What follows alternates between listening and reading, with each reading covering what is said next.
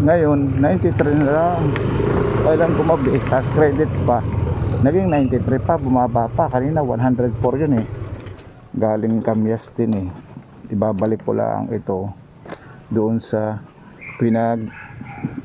anuhan kanina, pinag-pick upan nung fire extinguisher. Pero bakit mas mababa ngayon, naging 93 na lang.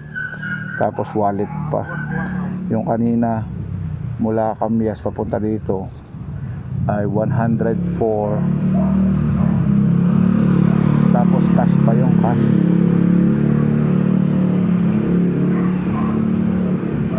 Bakit ganun lalabo?